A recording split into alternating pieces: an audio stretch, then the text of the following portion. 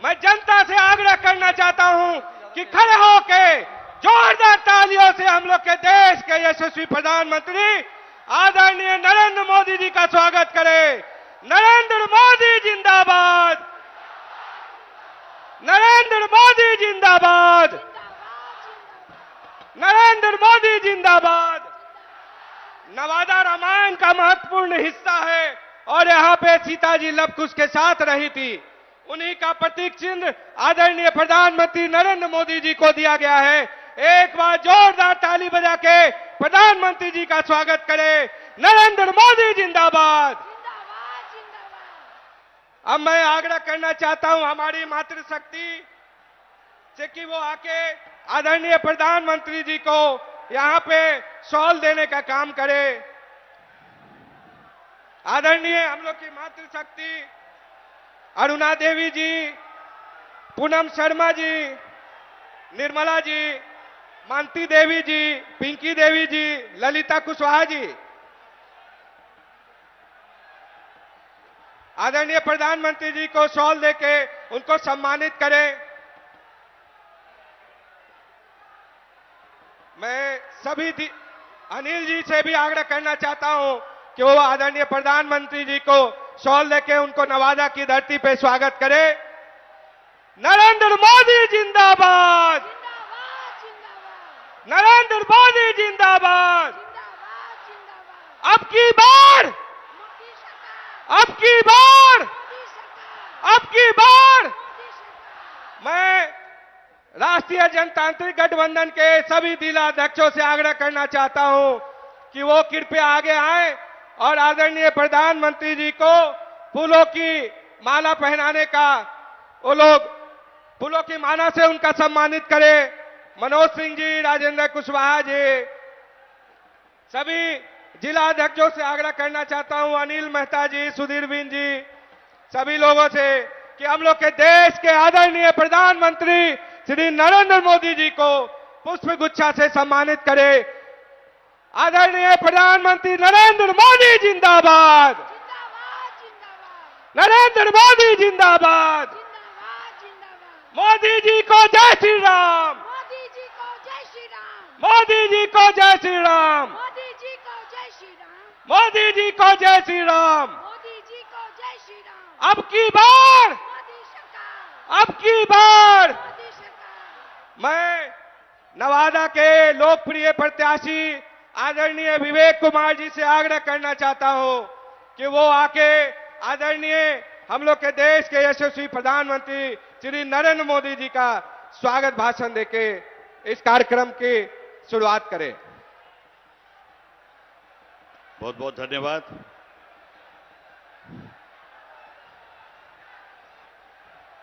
आदरणीय प्रधानमंत्री जी, मंच पे बैठे हमारे बिहार के विकास पुरुष, जन जन के नेता, हम सबके गर्व आदरणीय मुख्यमंत्री जी श्री नीतीश कुमार जी, बिहार के उप मुख्यमंत्री सह प्रदेश अध्यक्ष आदरणीय सम्राट चौधरी जी, लोक जनशक्ति पार्टी के राष्ट्रीय अध्यक्ष भाई चिराग पासवान जी, आदरणीय उपेंद्र कुशवाहा जी, हम के नेता संतोष सुमन जी, मंचासीन सभी नेतागण और कार्यकर्ता बंधु और इस नवादा के इस सभा में आए हुए अपार भीड़ को मैं हाथ जोड़ के नमन करता हूं, प्रणाम करता हूं।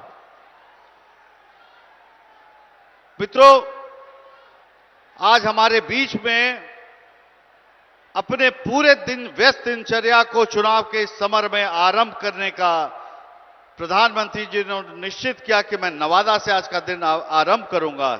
इसका हम आभार व्यक्त करते हैं और बहुत बहुत आपको धन्यवाद करते हैं। रामधारी सिंह दिनकर ने कहा था कि वसुधा का नेता कौन हुआ, भूखंड विजेता कौन हुआ, अतुलित यशकेता कौन हुआ, नवधर्म प्रणेता कौन हुआ, जिसने न कभी आराम किया, विघ्नों में रहकर नाम किया। ऐसे हमारे प्रधानमंत्री आपका हम फिर से पुनः नवादा की इस पावन धरती पे हम हार्दिक स्वागत और अभिनंदन करते हैं। प्रधानमंत्री जी, आपने देश को जो दिशा दी है पिछले 10 साल के कार्यकाल में, नवादा में भी बहुत कुछ परिवर्तन हुआ है। लेकिन नवादा और शेखपुरा ये जो लगता हुआ जिला है, बड़ा ही ऐतिहासिक जिला है, गुणवत्ताओं से भरा हुआ जिला है, लेकिन किसी कारणवश वर्षों से ये एक आकांक्षी जिला रहा है। और यहां के लोगों की बहुत उम्मीद है, जब से आपने मुझे यहां अपना दूत बना के भेजा है, कि एक नए विकास का एक नया अध्याय आरंभ होगा और लोगों के साथ मिलकर यहां पर एक संकल्प लिया गया है, जो आपके संकल्प के अंदर समाहित है, विकसित भारत के साथ विकसित नवादा का। और आने वाला समय प्रधानमंत्री जी आपके मार्गदर्शन में और मुख्यमंत्री जी के मार्गदर्शन में एक नवादा और शेखपुरा जिला अपना नए अध्याय विकास का लिखेगा। इसके लिए हम पूरी तरह से निश्चिंत हैं और आपको आश्वस्त करते हैं, नवादा की जनता का जो मनोभाव है वो पूरी तरह से आतुर है कि 19 का चुनाव अगर कल हो जाए तो यहां से आपको अपनी झोली में सीट देके प्रधानमंत्री बनाने के आपके कवायद शुरू करके झोली में सीट नवादा को दे दे। बहुत वक्ता है, इसी के साथ मैं अपने वाणी को विराम देता हूं और आप सभी का आभार व्यक्त करते हुए बहुत बहुत धन्यवाद करता हूं। भारत माता की। अब मैं युवा नेता, ऊर्जावान, हम लोग के राष्ट्रीय जनतांत्रिक गठबंधन के अध्यक्ष के हम लोग के नेता, लोजपा राम विलास के राष्ट्रीय अध्यक्ष आदरणीय चिराग पासवान जी से आग्रह करता हूं कि वो आके आपको संबोधित करे। चिराग पासवान जिंदाबाद। इस सम्मानित मंच पर मौजूद हमारे परम आदरणीय प्रधानमंत्री आदरणीय नरेंद्र मोदी जी, मौजूद इस सम्मानित मंच पर बिहार प्रदेश के हमारे मुख्यमंत्री आदरणीय नीतीश कुमार जी, मौजूद इस सम्मानित मंच पर हमारे गठबंधन के तमाम वरिष्ठ नेतागण, मौजूद यहां पर मेरे प्रधानमंत्री जी के मंत्रिमंडल के तमाम साथी, मेरे मुख्यमंत्री जी के मंत्रिमंडल के तमाम साथी, मौजूद यहां पर हमारे गठबंधन के तमाम पदाधिकारी साथियों, आज जहां एक तरफ देश में लोकसभा चुनाव की शुरुआत हो गई और महज 12 दिन के बाद प्रथम चरण के चुनाव का मतदान होना है, ऐसे में आज का ये दिन हम सब के लिए बहुत महत्वपूर्ण है। आने वाला चुनाव निर्धारित करेगा हम लोग के आने वाले 5 साल का भविष्य, और हम लोग को ये याद रखने की जरूरत है कि आज से 10 साल पहले के चुनाव सिर्फ हमारे समाज, हमारे प्रदेश, हमारे देश को बांटने की राजनीति के आधार पर होते थे। ऐसे विवादित विभाजनकारी मुद्दों को उठाया जाता था जिससे समाज में बंटवारे की राजनीति को साधा जा सके। भले वो धारा 370 की बात हो, भले वो राम मंदिर निर्माण की बात हो या विमेन रिजर्वेशन बिल की बात हो, आज हमारे प्रधानमंत्री जी ने तमाम इन मुद्दों का समाधान करने का कार्य किया। और आज अगर चुनाव में बात होती है तो इंफ्रास्ट्रक्चर डेवलपमेंट की बात होती है, यहां पर विकास के कार्यों को गति देने की बात होती है। साथियों, आज इस मंच से मैं सिर्फ हमारी तमाम माताओं से, बुजुर्गों से और खास तौर पर मेरे तमाम नौजवान युवा साथियों से आग्रह करूंगा। भारत एक युवा देश है, बिहार एक युवा प्रदेश है। लगभग 65% बिहार में ऐसे युवा हैं जिनकी आयु 35 वर्ष से कम है। पहचानिए अपनी ताकत को। अगर बिहार के युवा एकजुट हो जाए, एकत्रित हो जाए, तो हमें आगे बढ़ने से कोई नहीं रोक सकता। ये हमारे बिहार के युवाओं की ताकत है।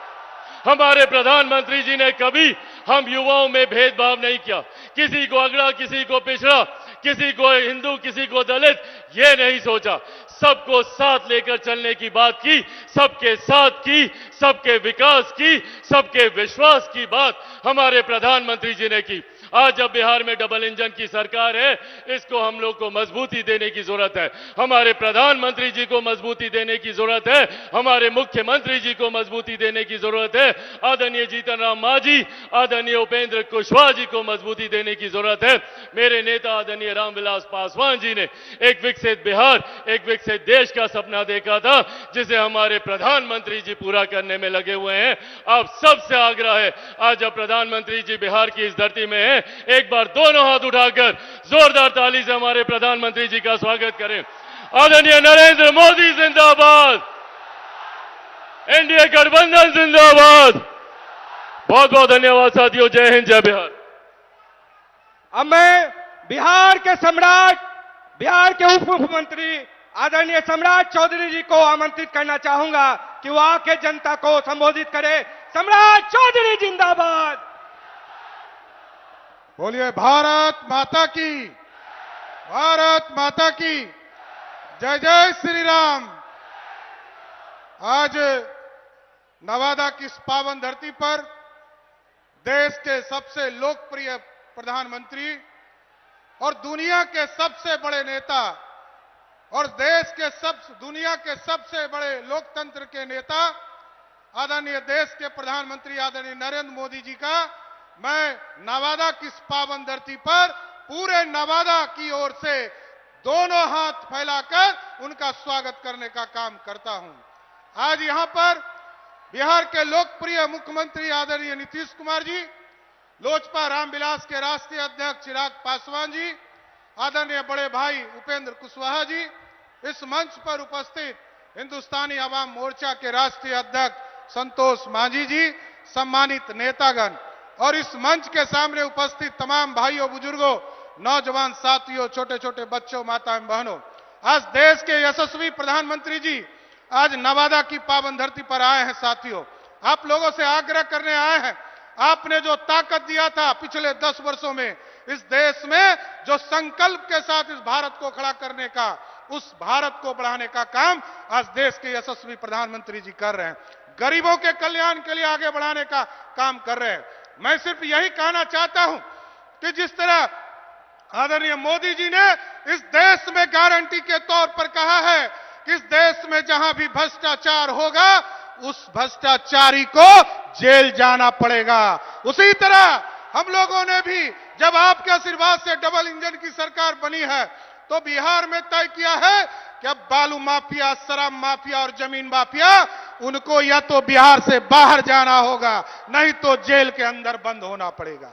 इसलिए हम तमाम लोगों से आग्रह करेंगे, निवेदन करेंगे कि जो 10 साल से लगातार इस देश के प्रधानमंत्री जी गरीबों कल्याण के लिए काम कर रहे हैं, और इस तरह आप तो सोच नहीं सकते हैं कि देश के प्रधानमंत्री जी ने गरीबों के लिए 5 किलो अनाज की भी व्यवस्था किया, तो आयुष्मान भारत के माध्यम से आज मात्र 15 दिनों में हम लोगों ने, जब डबल इंजन की सरकार आपके आशीर्वाद से प्रधानमंत्री जी बना, तो हम लोगों ने एक ड्राइव चलाया आचार संहिता के पहले, और 15 दिनों में बिहार के 2 करोड़ गरीबों को जिस तरह 5 किलो अनाज आप देते हैं, उसी तरह उसको 5 लाख का जो इलाज का सपना आपका है, उसको भी हम बिहार में स्थापित करने का काम कर रहे हैं। इसलिए हम तमाम नवादा के साथियों से आग्रह करेंगे, निवेदन करेंगे, सभी जाति धर्म को उठकर देश के यशस्वी प्रधानमंत्री जी के हाथों को मजबूत करें और एक एक वोट 19 तारीख को विवेक ठाकुर जी के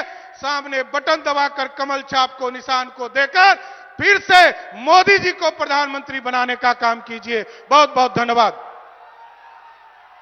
अब मैं बिहार के जनप्रिय नेता, बिहार के विकास पुरुष, हम लोग सभी के अभिभावक आदरणीय नीतीश कुमार जी से आग्रह करता हूं कि वो आके नवादा की धरती को संबोधित करे। नीतीश कुमार जिंदाबाद।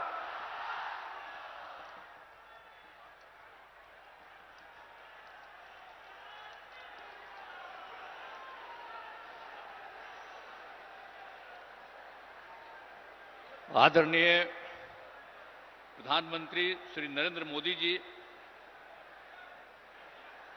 माननीय केंद्रीय मंत्री श्री गिरिराज सिंह जी, श्री नित्यानंद राय जी, बिहार के माननीय उप मुख्यमंत्री श्री सम्राट चौधरी जी, लोजपा रामविलास के राष्ट्रीय अध्यक्ष श्री चिराग पासवान जी,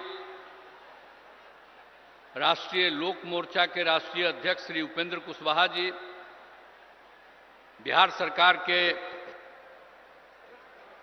माननीय मंत्री श्री विजय कुमार चौधरी जी, अशोक चौधरी जी, रेणु देवी जी, संतोष कुमार सुमन जी, एनडीए के उम्मीदवार श्री विवेक ठाकुर जी, यहां उपस्थित एनडीए के सभी पार्टियों के जिलाध्यक्ष, सभी अनेक माननीय सांसदगण, विधायकगण, एनडीए के सभी नेतागण, प्रिंट एवं इलेक्ट्रॉनिक मीडिया के पत्रकार मित्रों, छायाकार बंधुओं और इस कार्यक्रम में उपस्थित बहनों एवं भाइयों, आज लोकसभा के चुनाव प्रचार में आदरणीय प्रधानमंत्री श्री नरेंद्र मोदी जी यहां पधारे हैं। मैं सबसे पहले उनका अभिनंदन करता हूं और उनका स्वागत करता हूं। आज ये बड़ी खुशी की बात है कि वे यहां पधारे हैं और मुझको पूरी उम्मीद है कि आप सब जानते हैं कि जरूर विवेक ठाकुर जी भारी मतों से जीतेंगे। आज आदरणीय प्रधानमंत्री हम सब से अनुरोध करना यही चाहते हैं और हम लोग भी इसी के प्रचार प्रसार में आप लोगों के बीच में आए, सब जीतिएगा। अब आप जानते हैं कि बिहार के विकास में केंद्र सरकार के द्वारा, आदरणीय प्रधानमंत्री जी के द्वारा बहुत सहयोग मिलता है। अनेक कार्यक्रम वो चला रहे हैं और उसके चलते आदरणीय प्रधानमंत्री जी को मैं इसके लिए हृदय से धन्यवाद देता हूं। आप जान लीजिए कि बिहार में भी बहुत तेजी से काफी विकास हो रहा है। और याद करिए कि जब हम लोग 2005 में आए थे और 2006 से जो सारा काम शुरू हुआ वो तो नवंबर में हम लोग आए थे लास्ट में। 2005 का तो एक ही महीना और 2-3 दिन, और पूरा का पूरा 2006 से जो काम हुआ, खाली याद रखिएगा और देख लीजिए कि जरा कम उम्र के लोग हैं वो पुरानी बातों को भूल गए। हम सबको चाहेंगे कि अपने बाल बच्चों को भी याद करा दीजिए कि पहले क्या हाल था 5 के पहले। आजकल लोग प्रचार करने आता है और दावा पेश करता है, तो आप जरा याद करिए कि 2005 के पहले पूरे बिहार में क्या हाल था। आप शाम में घर से नहीं निकलते थे। अब नई पीढ़ी का लोग है, खूब घूमता है, उसको तो याद नहीं है। क्या जान लीजिए कि 5 से हम लोग जब सत्ता में आए और काम करने लगे और 6 के बाद पूरे बिहार में इतना काम किया कि आज सब लोग शाम में टहल रहा है और पहले कोई घर से नहीं निकलता था। आने जाने का कहीं कोई रास्ता नहीं था, आज सब जगह रास्ता बन गया। तो इसको भूलिएगा मत। हम लोग 18वें साल में हैं, ऐसा मत बूझिएगा कि इसके पहले उन लोगों को मिला था 15 साल। और क्या काम किए थे? कोई काम किए थे क्या? पति पत्नी राज किए। और कोई काम हुआ था? कोई काम नहीं हुआ था। इसलिए याद करिए। और हम तो यही कहेंगे कि पहले की स्थिति को पूरे तौर पर लोगों को मालूम होना चाहिए कि क्या बुरा हाल था और उसके बाद हम लोगों की सरकार ने कितना काम किया है। यहां पर 5 से ही 100 से ही शुरू जो किया, और कितना होता था, कितना विवाद होता था पहले, और कितना झगड़ा होता था आपस में, कितना झगड़ा, और हिंदू मुस्लिम में भी खूब झगड़ा। अब आप देख रहे हैं कि 6 के बाद कोई हिंदू मुस्लिम का उस तरह का झगड़ा होता है, और पहले बहुत झगड़ा होता है। तो हम तो मुस्लिम लोगों को भी सबको कहेंगे, भूलिएगा मत, जब हम लोग आए तो सबको एकजुट किया। इसलिए ऐसा मत कर दीजिए, भूलिएगा मत। और जो जिनको मौका मिला वो कोई काम नहीं किए, इसलिए उनको मत वोट दीजिए। काम तो हम लोग किए। और आप लोग भूलिएगा मत, 10 में जब चुनाव हुआ था तो आप लोगों ने 50% से ज्यादा मुस्लिम लोगों ने हम लोग दोनों पार्टियों को वोट दिया था। तो आप भूलिएगा मत, हम लोग रात दिन काम कर रहे हैं। अब आप समझ लीजिए कि कितना ज्यादा सब काम हो रहा है। अब पहले क्या हाल था भाई, स्वास्थ्य का क्या हाल था? आप जरा बताइए ना कि प्राथमिक स्वास्थ्य केंद्र में पहले क्या हाल था, भूलिए मत। 1 महीना में प्राथमिक स्वास्थ्य केंद्र में सिर्फ 39 लोग आ जाते थे, किसी दिन 1 आदमी, किसी दिन 2, यह हालत था, किसी का इलाज नहीं होता था। और अब कितना बढ़ गया, अब 1 साल में 1000 से भी ज्यादा लोग आ रहे हैं अपने इलाज के लिए। तो जो समूचा काम किया हम लोगों ने 6 से ही, और इलाज के लिए कोई व्यवस्था नहीं होती थी, हम लोगों ने न सिर्फ इलाज का व्यवस्था किया, लेकिन उसके साथ साथ यह भी हम लोगों ने तय कर दिया कि उसको जो कुछ भी इलाज करने में दवा की जरूरत है, जो कुछ भी होती है, वो सब का इंतजाम राज्य सरकार ने करवाया था। तो इन सब चीजों को भूलिएगा नहीं। और कितना ज्यादा पहले हिंदू मुस्लिम झगड़ा होता था, तो हम लोग कितना कर दिए, हिंदुओं के भी उत्थान का, मुसलमानों का भी। आप समझ लीजिए 2006 में कब्रिस्तान की घेराबंदी किया है, 8000 कब्रिस्तान की घेराबंदी हो गई है, और भी कुछ हो रहा है। इसके लिए 9000 के करीब तय कर दिया गया बाद में, और भी चल रहा है, बाकी का भी हम लोग काम कर रहे हैं। और 60 वर्ष से पुराने मंदिरों का भी चार दीवारी कर रहे हैं। बहुत लोग चोरी कर लेता है अंदर जाकर के मूर्ति से, तो उसका भी घेराबंदी हम लोग करा रहे हैं। तो हर तरह का काम तो हम लोग किए हैं, इसको भूलिएगा नहीं। सब तरह का काम हम लोगों ने किया, शिक्षा हो, स्वास्थ्य हो, सड़क पुल पुलिया सबका निर्माण किया। और आप जानते हैं कि हम लोग जो किए, और जो 6 में 10 में, ये सब में दोनों बार हम लोगों ने सब काम, और उसके बाद भी आगे काम किया। तो आप समझते हैं कि हर घर बिजली पहुंचा दिया गया। अब पहले कहां किसी को बिजली मिलती थी जी, हम लोगों ने हर घर बिजली पहुंचा दिया, हर घर नल पहुंचा दिया, हर घर शौचालय। पहले शौचालय किसी के घर में नहीं था। अब बाहर जो शौचालय जाते थे, अब बाहर का पानी पीते थे, इसलिए बहुत लोग बीमार पड़ता था। हम लोग यही बात सब दिन सबको कहते रहे, और आप सोचिए हर घर शौचालय पहुंचा दिया। तो एक एक काम हम लोगों ने कर दिया।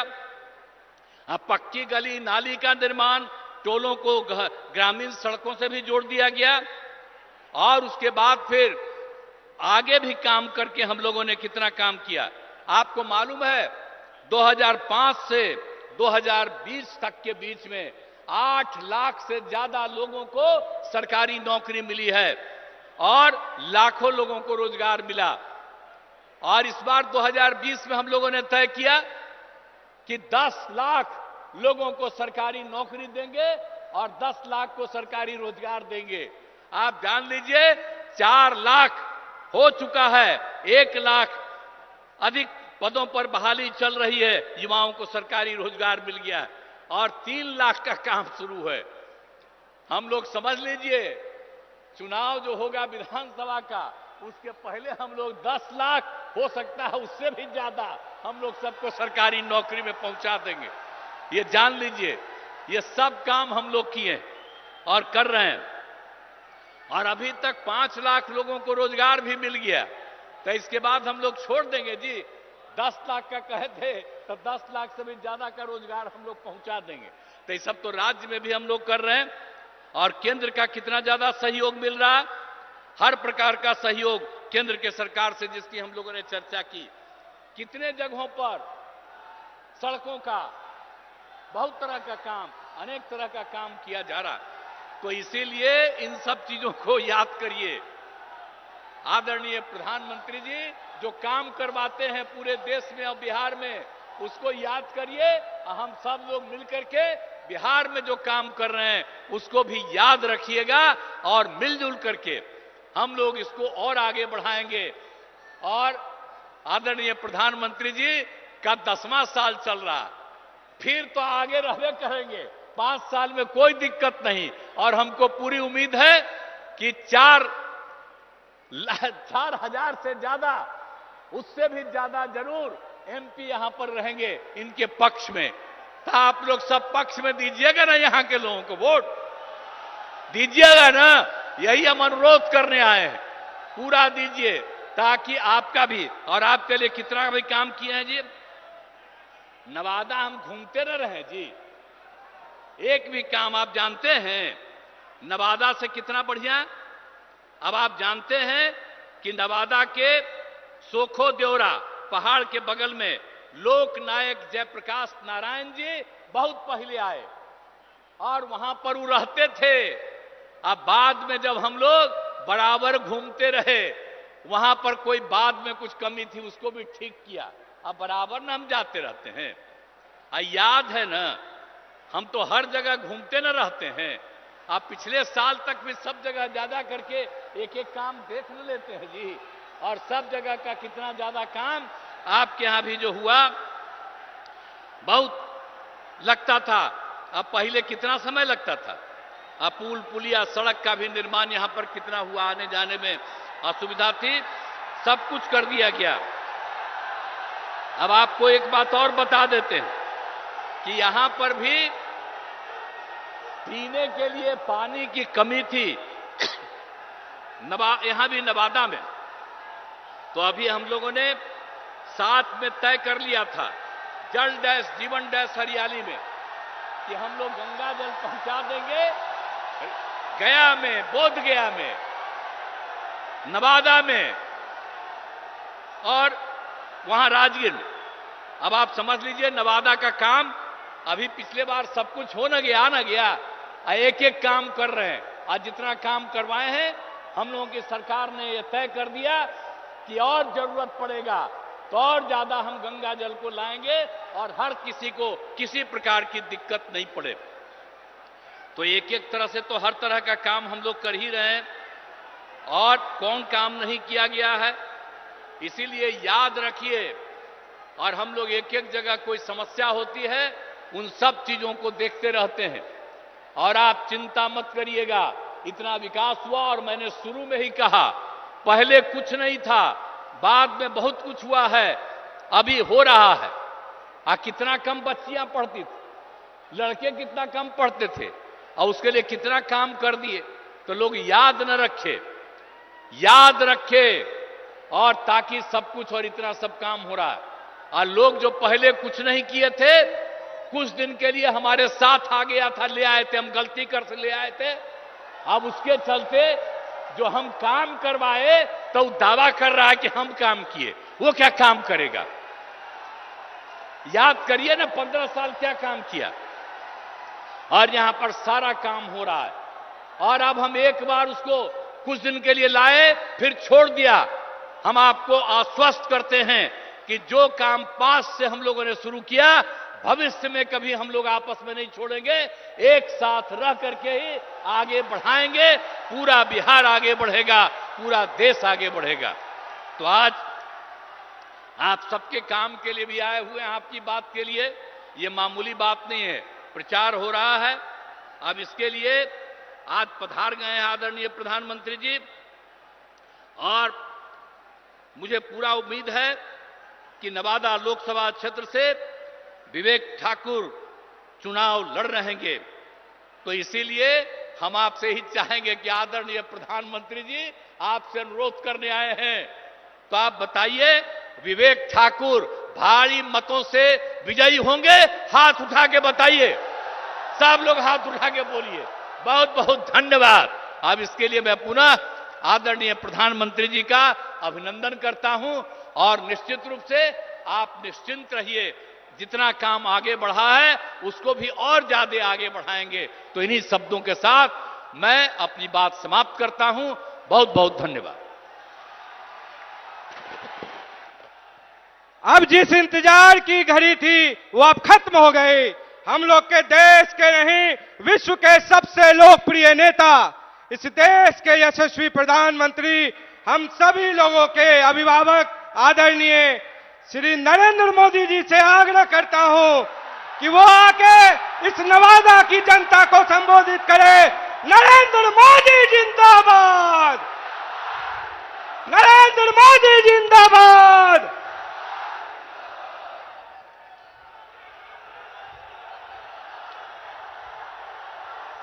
भारत माता की, भारत माता की, भारत माता की जय छठी मैया। अपने सबके हम प्रणाम कराइए। मैं बिहार और मगध की धरती को प्रणाम करता हूं। मगध की इस महान धरती में चंद्रगुप्त मौर्य का शौर्य है, आचार्य चाणक्य की बौद्धिक क्षमता है और इसमें देश को दिशा देने का अद्भुत सामर्थ्य है। ये क्षेत्र बिहार के पहले मुख्यमंत्री, बिहार केसरी श्री कृष्ण बाबू की जन्मभूमि भी है।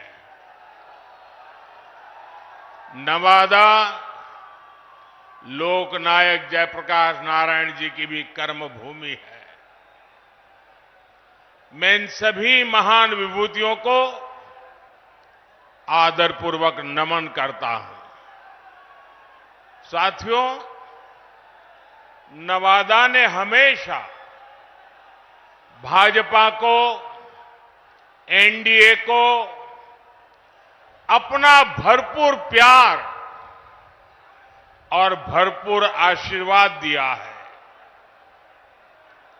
और मैं देख रहा हूं आज भी आपका ये उत्साह, ये प्यार, ये साफ साफ बता रहा है कि नवादा के साथ साथ पूरे बिहार में एनडीए का परचम लहराने जा रहा है।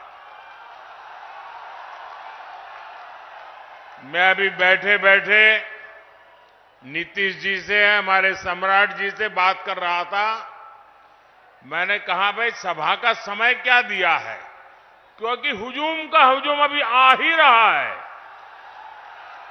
ये दोनों गेट पे मैं देख रहा हूं, यानी एक प्रकार से पूरा प्रवाह चल रहा है। ये अद्भुत नजारा है।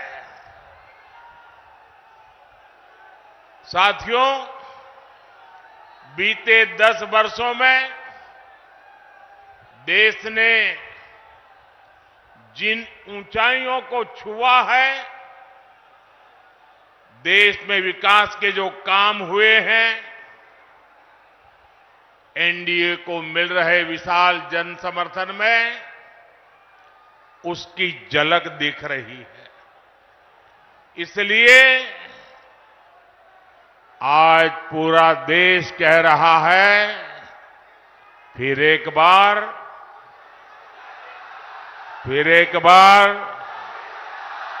फिर एक बार, आज पूरा बिहार कह रहा है, फिर एक बार। साथियों, आपको याद होगा लाल किले से मैंने कहा था, यही समय है, सही समय है। भारत के इतिहास में कई शताब्दियों के इंतजार के बाद ये समय आया है।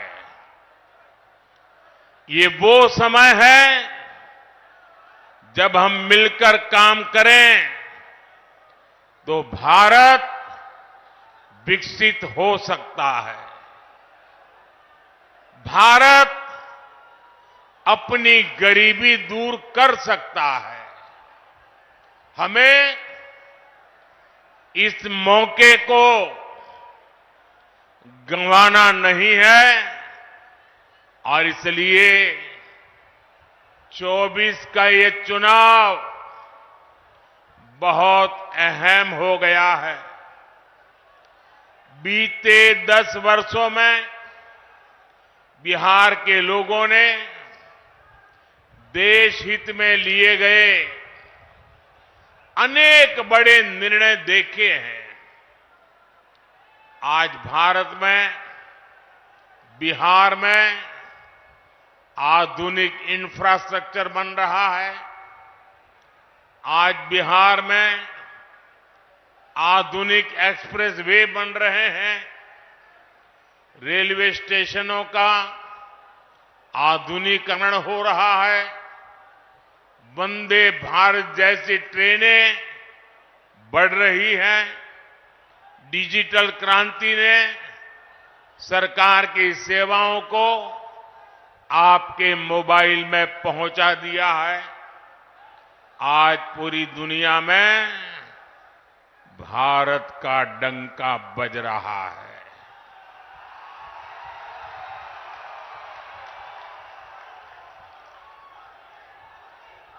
आप मेरी बात से सहमत हैं? भारत का डंका बज रहा है। यूरोप में डंका बज रहा है। ऑस्ट्रेलिया में डंका बज रहा है। न्यूजीलैंड में डंका बज रहा है। अफ्रीका में डंका बज रहा है। अमेरिका में डंका बज रहा है। कैसे? ये कैसे हो रहा है? कैसे हो रहा है? कैसे हो रहा है? आपने गलत जवाब दे दिया। ये मोदी के कारण नहीं हो रहा है। ये आपके एक वोट के कारण हो रहा है। आपके उस वोट की ताकत है जिसने देश को मजबूत सरकार दी और उसके कारण देश मजबूत कदम उठा रहा है। मुझे विश्वास है बिहार की ये महान धरती विकसित भारत के संकल्प को पूरा करने के लिए अपना भरपूर आशीर्वाद देगी। साथियों, मोदी देश से गरीबी खत्म करने के मिशन में जुटा है। मैं भी आप ही की तरह गरीबी को जीकर यहां आया हूं। मैं कभी भूल नहीं सकता कि 2014 के पहले देश में क्या स्थिति थी। करोड़ों देशवासी कच्चे घरों में रहने को मजबूर थे या बेघर थे। देश के गांवों में ज्यादातर लोग खुले में शौच जाने के लिए मजबूर थे। गरीबों के पास न गैस कनेक्शन था, न नल से जल आता था। गरीब का राशन बिचौलिए खा जाते थे। अस्पताल में इलाज के लिए गरीब को दर दर भटकना पड़ता था। साथियों, गरीब का बेटा मोदी गरीब का सेवक है। मैं जब तक देश के हर भाई बहन की गरीबी दूर नहीं कर लूंगा, चैन से नहीं बैठूंगा।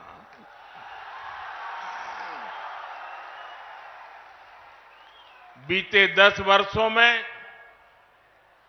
गरीब कल्याण के लिए जो काम हुआ, वो आजादी के बाद के 6 दशकों में भी नहीं हुआ था।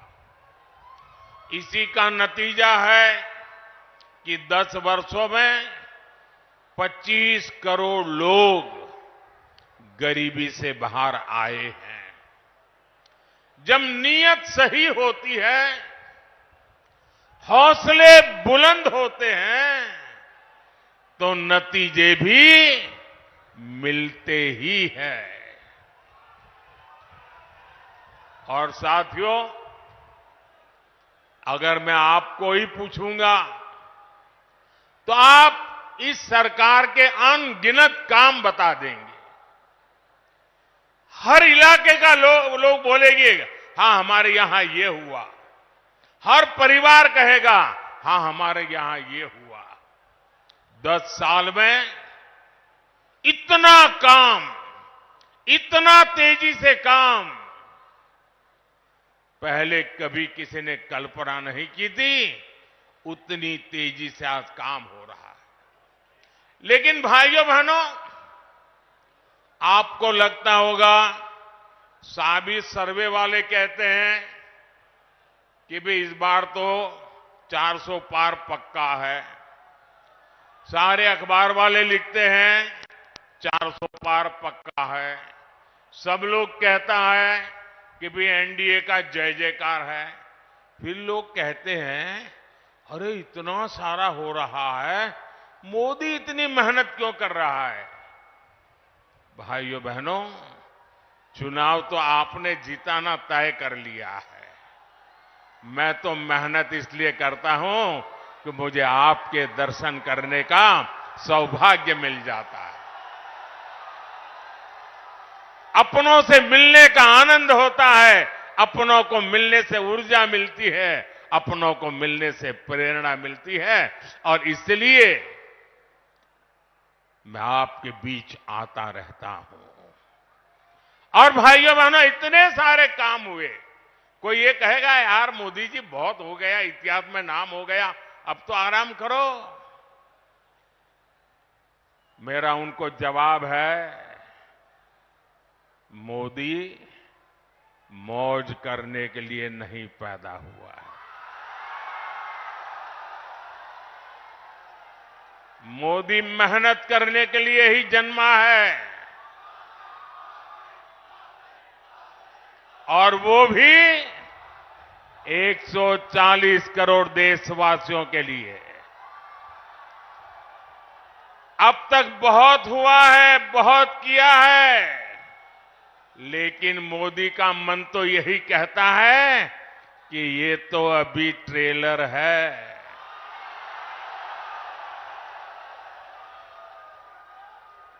इतने से हमें रुकना नहीं है। अभी तो गाड़ी टॉप गियर में ले जाना है। अभी तो रनवे पर है, नई ऊंचाइयों को पार करना है। अभी तो बहुत कुछ करना है। हमें देश को, बिहार को नई ऊंचाई पर लेकर जाना है। साथियों, बिहार और नवादा के हमारी माताओं बहनों को लंबे समय तक जंगल राज के अंधेरे में अपना जीवन गुजारना पड़ा है। बिहार में एक वो भी समय था जब हमारी बहन बेटियों को सड़क पर निकलने से डर लगता था। नीतीश बाबू के प्रयासों से, हमारे सुशील मोदी जी के अथक प्रयासों से बिहार इस जंगल राज से बाहर निकला। अभी नीतीश जी विस्तार से बता रहे थे कि जंगल राज के समय शिक्षा की, स्वास्थ्य की, अन्य सुविधाओं की कैसी हालत थी। नीतीश जी के नेतृत्व में बिहार उन परिस्थितियों से बाहर निकला है।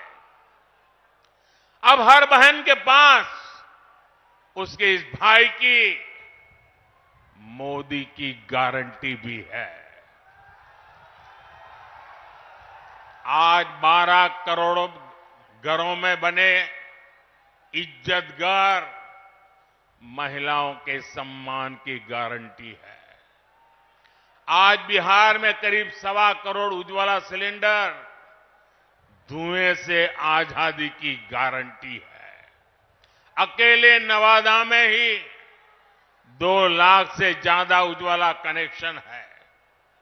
बिहार के गरीबों को मिले 37 लाख पीएम आवास, महिलाओं की सुरक्षा और सुविधा की गारंटी है। बिहार के 8.5 करोड़ लोगों को मिल रहा मुफ्त राशन इस बात की गारंटी है कि किसी मां की संतान भूखे पेट नहीं सोएगी। इतना ही नहीं, तीसरे कार्यकाल में अभी तो मोदी की कई और गारंटी आने वाली है। अब मोदी की गारंटी है कि गांवों की 3 करोड़ बहनों को लखपति दीदी बनाएंगे। अब मोदी की गारंटी गांव और गरीब परिवार की बहनों को ड्रोन पायलट बनाने की है। मोदी ने पीएम सूर्यघर मुफ्त बिजली योजना भी शुरू की है ताकि गरीबों का बिजली का बिल, मध्यम वर्ग का बिजली का बिल 0 हो जाए, शून्य हो जाए। लेकिन साथियों, मोदी की ये गारंटियां कांग्रेस, आरजेडी वाले, इंडी गठबंधन वालों को परेशान कर रही है, उनको पसंद नहीं आ रही है। इंडी गठबंधन के एक बहुत बड़े नेता ने कहा कि मोदी जी, आपको जो गारंटी देता है उस पर बैन लगना चाहिए। अरे इतने डर गए हो क्या? अरे मोदी की गारंटी से घबरा रहे हो क्या?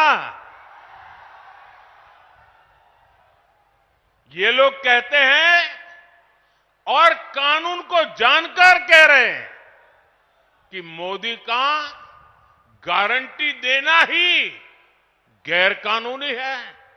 मेरे देशवासी, आप ही देश के मालिक हैं। आप मुझे बताइए, क्या मोदी गैर कानूनी काम कर रहा है? क्या गारंटी देना गैर कानूनी है?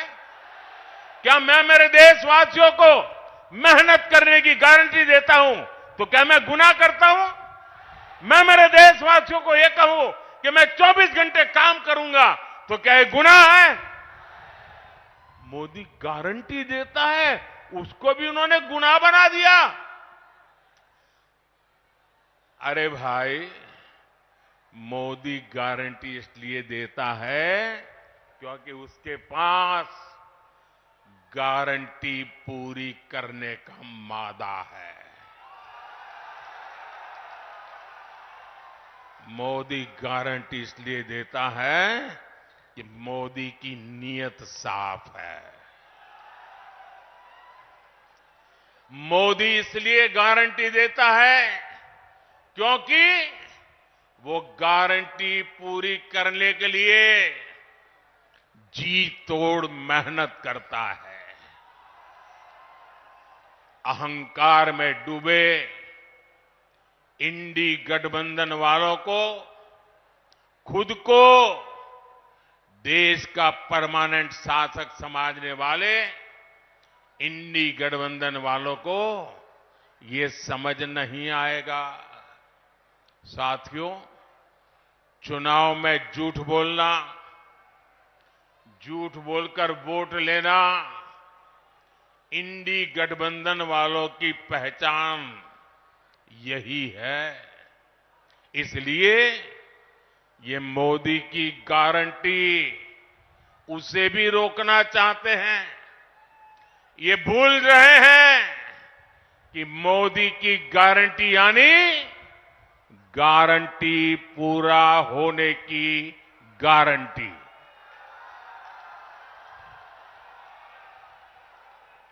मोदी ने कश्मीर में 370 खत्म करने की गारंटी दी थी।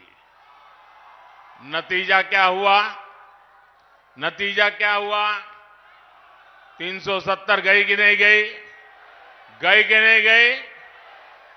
ये बाबा साहब आंबेडकर के संविधान की बातें करते हैं, लेकिन ये इंडी गठबंधन वाले जवाब दें। इतने साल आपने राज किया, संविधान के नाम में गीत गाते रहते हो, लेकिन आपने जम्मू कश्मीर में बाबा साहब आंबेडकर का संविधान लागू नहीं होने दिया था। ये मोदी है जो बाबा साहब आंबेडकर के संविधान को जम्मू कश्मीर की धरती पर भी ले गया, इतने सालों के बाद ले गया। और आप कमाल देखिए, कांग्रेस के राष्ट्रीय अध्यक्ष, छोटा पद नहीं है, उन्होंने अभी भाषण किया। उन्होंने ये कहा, और वो कहीं शायद राजस्थान में बोल रहे थे, उन्होंने कहा कि भाई ये राजस्थान में आकर के 370 का क्या लेना देना, मोदी यहां आकर के 370 की बात क्यों करता है। ये सुनकर के मुझे बहुत शर्म आई दोस्तों। क्या जम्मू कश्मीर हमारा है कि नहीं है? जम्मू कश्मीर हमारा है कि नहीं है?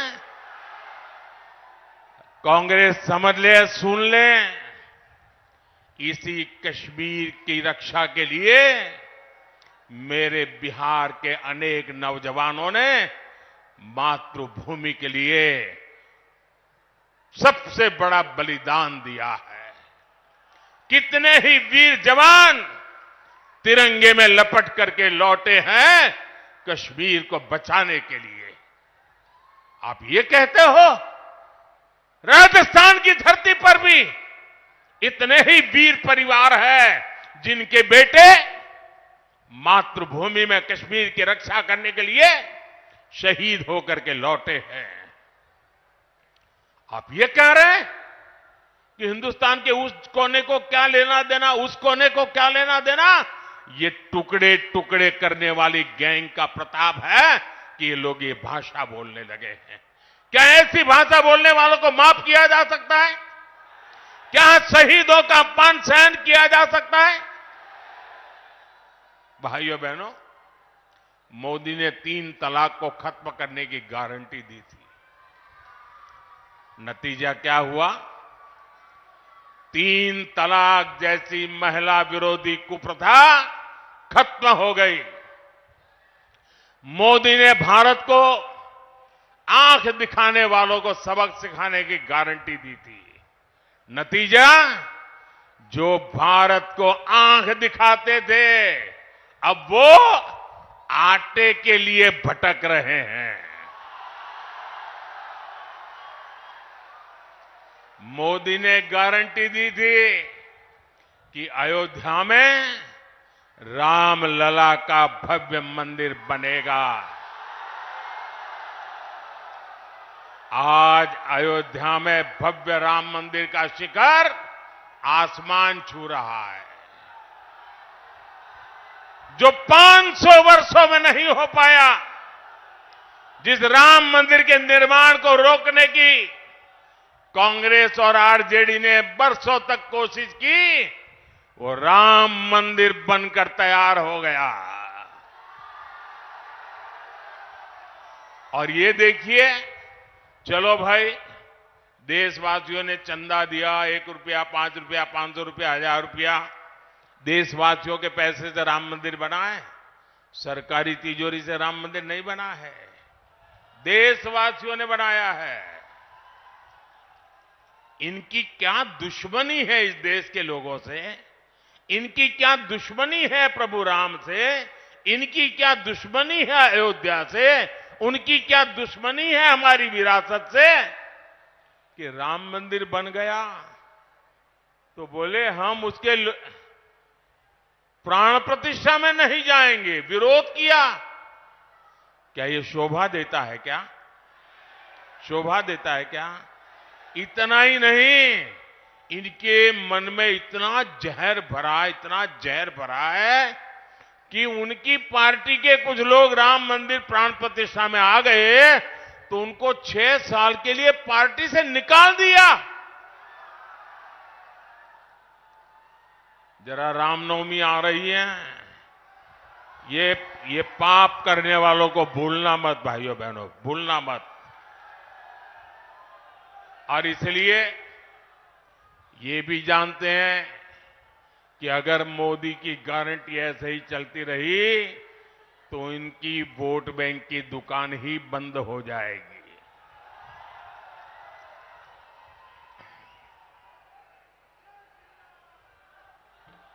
और इसलिए ये लोग मोदी की गारंटी का विरोध कर रहे हैं। साथियों, इंडी गठबंधन के पास न विजन है न विश्वसनीयता है। दिल्ली में जो लोग एक साथ खड़े होते हैं, अलग अलग राज्यों में वही एक दूसरे को गाली देते हैं। यहां बिहार में तो गजब हाल चल रहा है। यहां इंडी गठबंधन एक उम्मीदवार खड़ा करता है तो दूसरा नेता कहता है कि असली उम्मीदवार वो है। यहां आपस में ही सिर फुटबल मची है।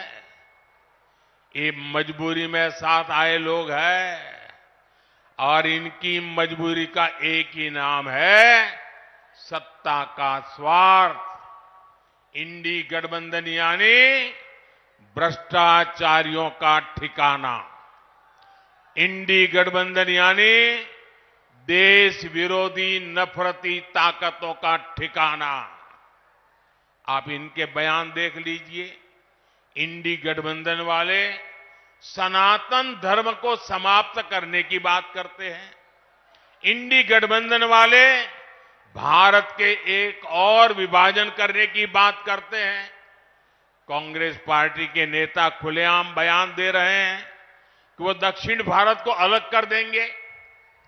2 दिन पहले कांग्रेस ने जो अपना घोषणा पत्र जारी किया है उसमें भी मुस्लिम लीग के विचारों की छाप है। कांग्रेस ने घोषणा पत्र नहीं, तुष्टीकरण पत्र जारी किया है। साथियों, पूरे देश में चुनाव की हलचल बढ़ रही है, लेकिन ऐसा चुनाव है जिसमें विपक्ष के लोग गठबंधन बनाकर भ्रष्टाचारियों को छुड़ाने की रैली तो कर रहे हैं। और हालत देखिए, 2 खेमे, दोनों के विचार देख लीजिए। मैं कहता हूं भ्रष्टाचार हटाओ, वो कहते हैं भ्रष्टाचारी बचाओ। आप मुझे बताइए, देश तोड़ने की बात करने वाले भ्रष्टाचारियों का समर्थन करवाने वाले, सनातन धर्म को खात्मे की बात करने वाले, इन लोगों को बिहार माफ करेगा क्या? बिहार माफ करेगा क्या? कांग्रेस, आरजेडी आपका एक भी वोट पाने के हकदार नहीं है। इन लोगों को सत्ता और भ्रष्टाचार की लत लग चुकी है। सत्ता से दूर जाते ही ऐसे छटपटाने लगते हैं जैसे मछली को पानी से बाहर निकाल दिया गया हो। इसलिए इन्हें सत्ता से दूर रखना बहुत जरूरी है। साथियों, मुझे कल दिल्ली में कुछ लोग बता रहे थे, क्योंकि मैं देख रहा हूं कि ये इंडी गठबंधन इस चुनाव के मैदान में कहीं नजर नहीं आ रहा, उनके नेता नहीं आ रहे हैं। तो मैंने जरा पूछताछ की। मैंने कहा, भाई मामला क्या है, ठंडे पड़े हो? वैसे उनके एक नेता ने बयान भी कर दिया कि हमारे लोग बहुत सुस्त है, ठंडे है, कुछ करना नहीं चाहते। तो उन्होंने कहा कि इंडी गठबंधन के वरिष्ठ नेतागिरी में पिछले 15 दिन से बहुत तूफान चल रहा है। तो मैंने कहा, क्या तूफान चल रहा है भाई? बोले उनके एक नेता ने हट पकड़ करके बैठे हैं कि जब तक इंडी गठबंधन उन्हें प्रधानमंत्री का उम्मीदवार घोषित नहीं करेगा, वो एक भी चुनाव प्रचार में नहीं जाएंगे। अब ये हाल है उनका, वो बता नहीं पा रहे हैं उनका नेता कौन है, और वो अंदर अंदर लड़ रहे हैं। और इंडी गठबंधन वाले कहते हैं कि भाई अभी नहीं, चुनाव नतीजा आने के बाद तय करेंगे। अब वो अड़ करके बैठ गए हैं और वो कहते हैं जब तक मुझे नेता घोषित नहीं करोगे मैं कोई रैली करने वाला नहीं हूं। अब ये समझा रहे हैं, पता नहीं समझ जाए नहीं समझ जाए, लेकिन ये हाल है उनका। साथियों, मैंने हमेशा कहा है 140 करोड़ देशवासी मेरा परिवार है, और ये सिर्फ शब्द नहीं है, मेरी भावना है। आपका सपना ही मेरा संकल्प है। नवादा के लोगों की आकांक्षाओं को पूरा करने के लिए भाजपा ने हमारे साथी मित्र विवेक ठाकुर जी को उम्मीदवार बनाया है। उनको दिया गया एक एक वोट मोदी को मजबूत करेगा। 19 अप्रैल को कमल छाप उस पर दिया गया हर वोट विकसित भारत के संकल्प को मजबूत करेगा। आप यहां से जाकर नवादा के जन जन तक मेरा प्रणाम भी जरूर पहुंचाइएगा। मेरे साथ बोलिए भारत माता की, भारत माता की। बहुत बहुत धन्यवाद। नरेंद्र मोदी जिंदाबाद, नरेंद्र मोदी जिंदाबाद। अब की बार, अब की बार जय जय श्री राम, जय जय श्री राम। नरेंद्र मोदी जिंदाबाद, नरेंद्र मोदी जिंदाबाद।